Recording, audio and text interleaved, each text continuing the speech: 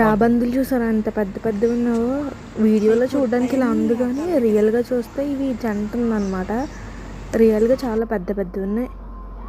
And మేము 10:30, 11కి అలా వెళ్ళిన వల్ల ఏమైందంటే ఆ టైంకి యూఏలో ఇది సమ్మర్ సీజన్ కదా. సమ్మర్ టైం వల్ల ఎండ ఎక్కువగా ఉంటుంది కదా. అందుకు చాలా మటుకి జంతువులన్నీ లోపలికి వెళ్ళిపోయాయి. రకాల ఫిష్లు చూడడానికి కొన్ని చూసాము. బోళ్ళు ఉన్నాయి చూడగా వెనకాల చూడ ఎన్ని ఫిష్లు ఉన్నాయి కదా.